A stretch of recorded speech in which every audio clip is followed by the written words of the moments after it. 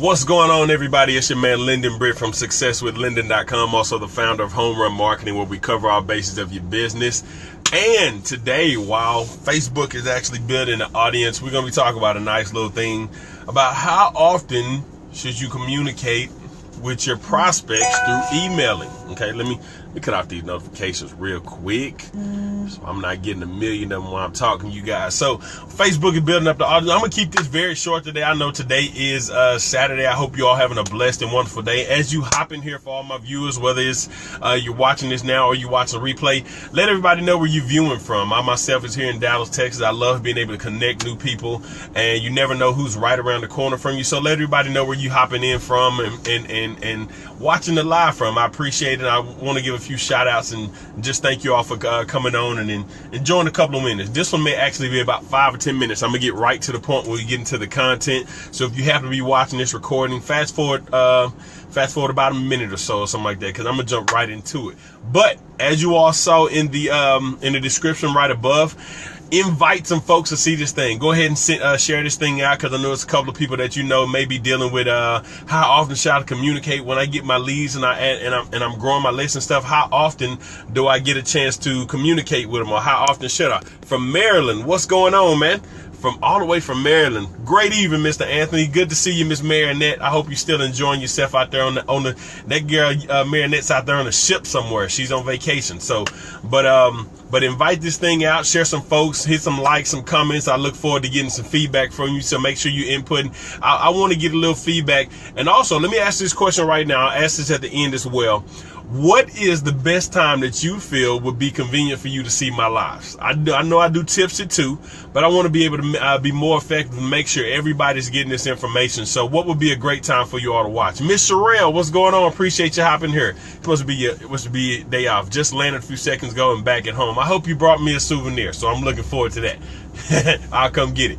All right, so I'm going to hop right into the comment. Like I said, share this out. Look forward to seeing your comments. So make sure you give me some feedback as far as what you're doing right now, how you communicating with your list and stuff like that. How often do you send out your emails and be able to let your list know what's going on with you? And like, share, and comment, and subscribe at the end. We'll talk about that. All right, so just hop right into it. How often should we email your list? Now, before we go into that, the first thing I want to ask you about is, like I said, I just asked you, how often do you do it? All right, now, one of the mistakes that I guess a lot of marketers end up making, they feel, I don't want to email my list too much. So a lot of people may email their list once a month, maybe once every 2 months, once every couple of weeks or something like that. So, and the reason being, why do that only once a month? If you have something great that you have to offer, why are you only doing it once a month? Or why? Because a lot of people fear a couple of things. They fear a couple of things. One, they don't email enough. They don't email enough because they fear that they're going to send too many emails. Okay, they fear they're going to send too many emails. Their second fear, they feel that the people that they're emailing, if they email them too much, they're going to unsubscribe. And that's the one thing a lot of marketers don't want to. I don't want anybody unsubscribing either. I know when I first got into marketing, I began getting my list. I would hate to hop on my list builder site and see unsubscribe. I'm like, why are they unsubscribing? I only get. It was almost like a panic mode to me. So another fear that you have is fear of people unsubscribing, and they feel if they send too many, even if they don't unsubscribe, they may opt out of anything else that they have to offer, whatever it may be. Whether it's prospects, anything, right? Delivery is coming. Watch for it on Facebook. Oh, so you're going to deliver me something on Facebook in the best gift. Okay. All right. Look forward to that too, though. All right. So, but those are a lot of fears that people have as it pertains to emailing your list. All right. So, matter of fact, so let's go into a little bit of description before I kind of take a little bit further. What is it that you want to include in your emails? What is it that you want to include in your emails? This is going to determine whether or not you have people unsubscribing from your list, whether you have people opening in or opting into the things that you're placing in your emails and stuff like that. If you got a blog post, if you're a writer, you got a blog post, perhaps you have an interesting blog. Number one, you want to make sure your blog post is consistent with why that person opted into your list.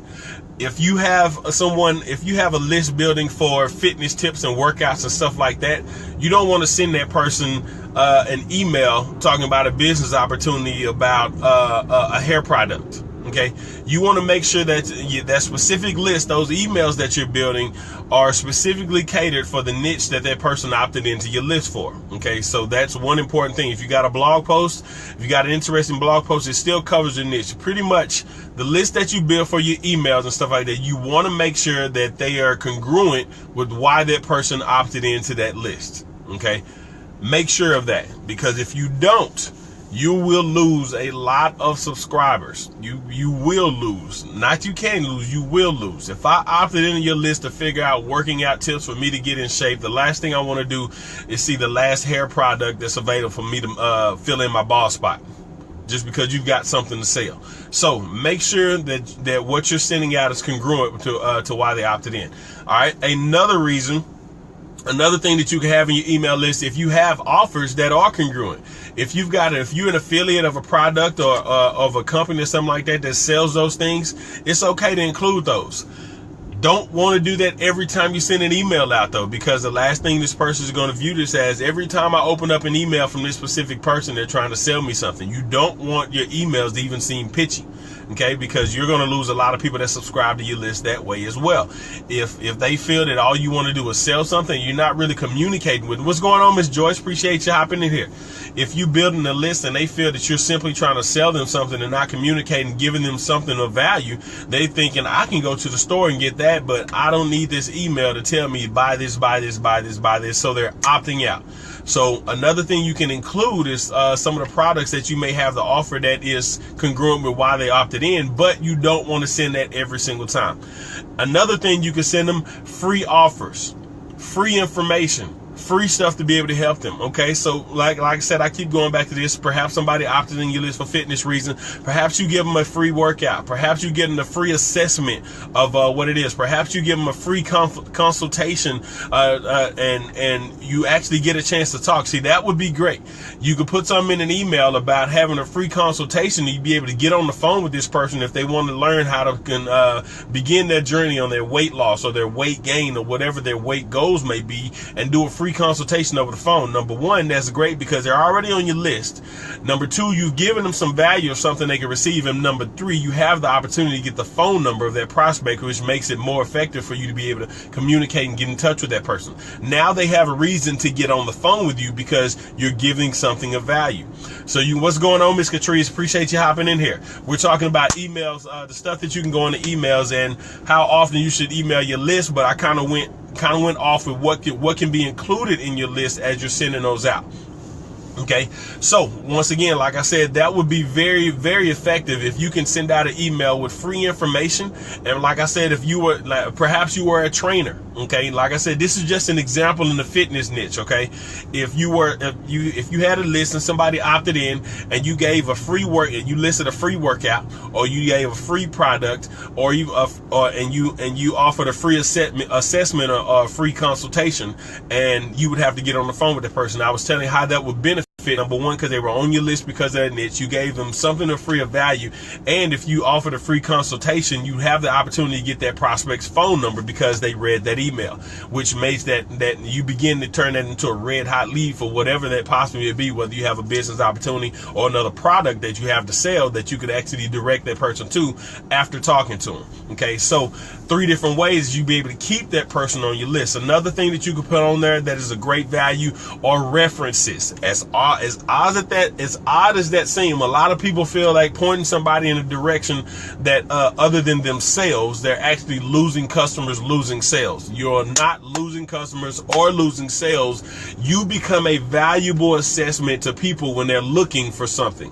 In other words, you're a valuable reference. If somebody thinks of something else, you know what? Think about it, like I said, it's been in the fitness industry. If they know you work out, you're the first, and they could easily open a book, but they're thinking, you know what, I'm about to call this person so they can tell me a specific thing I could do to target what I like. If I have a problem losing weight in that flat tire area they call the donut right around the midsection, or if I have lower back and I want to start losing weight in my lower back, or I want to start toning, now you become a source for reference Okay, so even if you point them somewhere and be like, look, I'm not very good at this, or even if you're looking for other ways, you can have a look at this.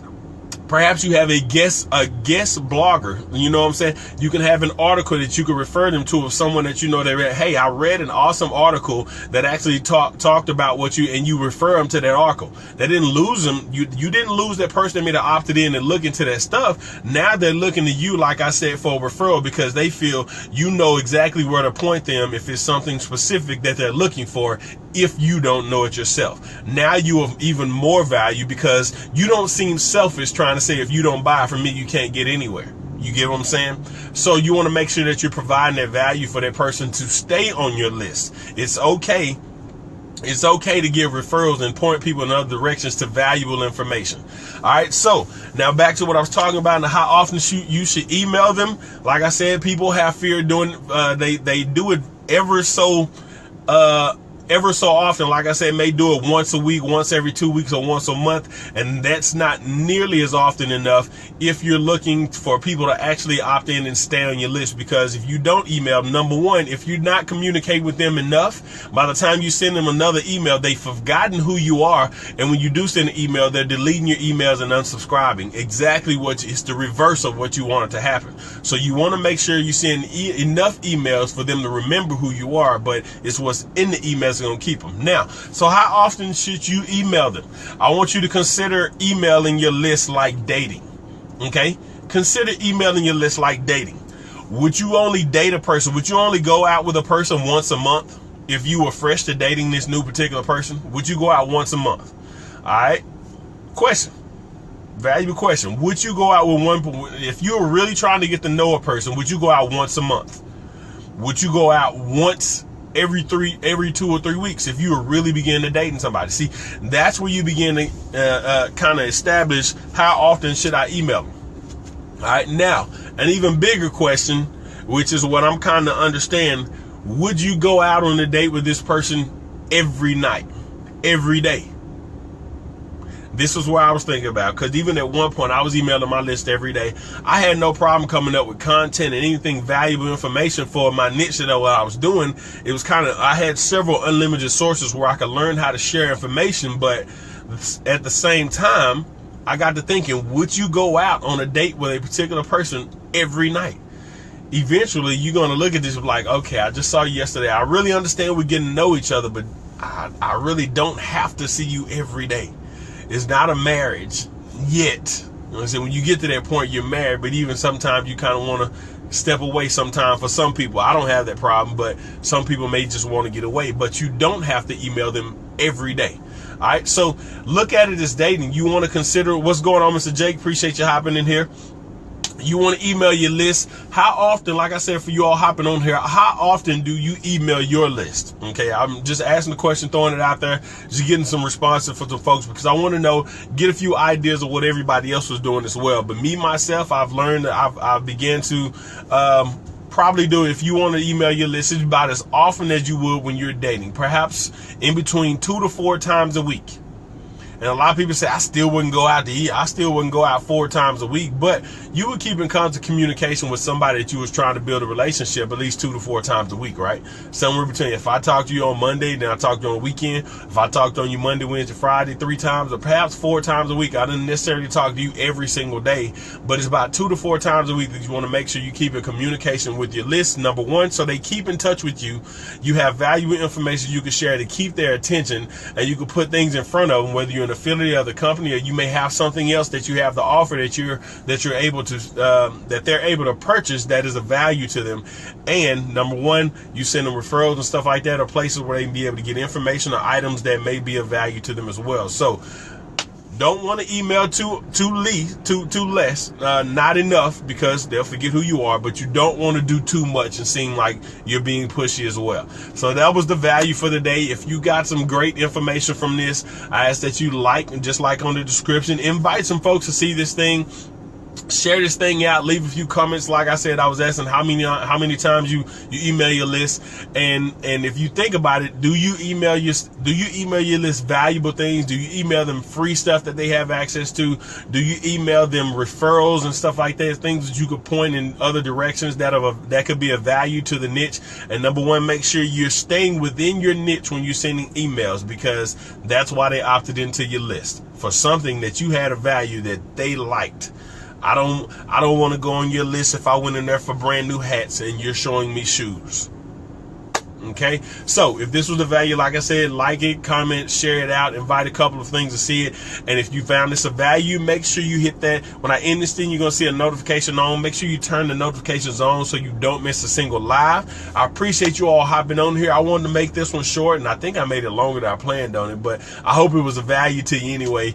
But give me a few thumbs up, a few hearts, a few smiles, all that kind of stuff. Hope y'all have a blessed and wonderful day. I appreciate your time. If you are looking for more ways to grow your business, more effective ways to be able to find out about email marketing, how you can get your opportunity or your business product in front of more people, and you want to get more information, check out successwithlinden.com. There's a lot more information, lots of free training over there. There are different products that you can use to figure out how to get your content in front of other people and stuff like that. It's Saturday, so Bay's out. She's off work. She's at the house. We're getting ready to go to a wedding, and I'll be getting off in just a little bit and heading to that wedding as well. But we will be together for breakfast at Brits tomorrow at 9 a.m. So make sure y'all catch us live tomorrow at 9 a.m. where we don't talk business on Sundays on our live. So tomorrow 9 a.m. breakfast with the Brits. Look forward to seeing you all. Hope this was a great value. Share this thing out, because it's somebody you're connected to that I'm not, that needs to hear this, that may be building their list and don't know how to communicate with them. So like I said, head over to successwithlinden.com if you got some great value from this, and if you like this training, there's more training over there. And I will see you all later on. I may do another live from the wedding just to show y'all the kind of fun that we have, because me and her get together, we just kind of gig and have fun. We're silly like that. Did y'all have a blessed and wonderful day? Enjoy your Saturday, and I will see y'all tomorrow at 9 a.m. All right.